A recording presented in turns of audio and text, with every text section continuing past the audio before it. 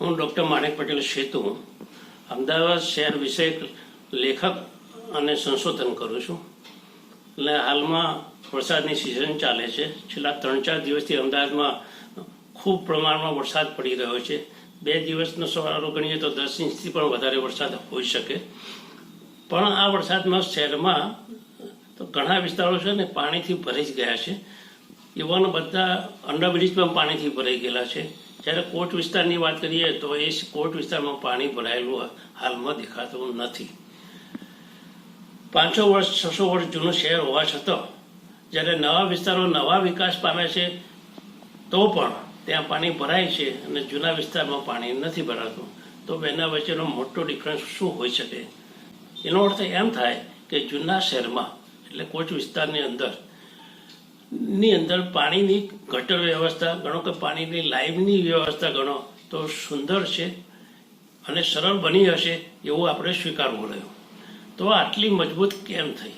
તો એ સમયમાં રણછોડલાલ ચોટીલાથી માંડી સરદાર વલ્લભભાઈથી માંડી કે માવલંકર દાદાના સમયથી માંડી ગાંધી રોડ અને રિલીફ રોડ બન્યો ત્યાં સુધી એ વખત સુધીમાં જે પાણી ગટર આ બધી જે લાઈનોની વ્યવસ્થા સુંદર બનાવવામાં આવી હતી અને એના કારણે એટલી વિશાળ બનાવવામાં આવી હતી કે કદી પાણી ભરાયું નથી.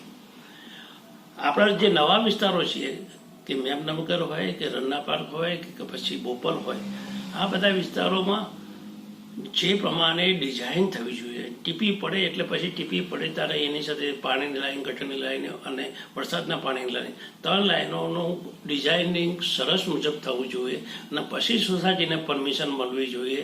તો જ આ પ્રશ્ન સોલ્વ થઈ શકે.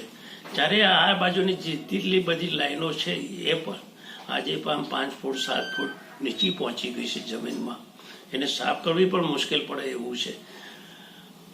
પણ આ પ્લાનિંગમાં જે થઈ રહ્યું છે હાલમાં તો રોડ અત્યારે જે આપણો જે મકાન, કોઈ પણ મકાન, ઇવન મારું મકાન રોડથી લગભગ 2-3-4 ફૂટ ઊંચું હતું, તો આજે જમીન લેવલે બધું સરખું થઈ ગયું છે.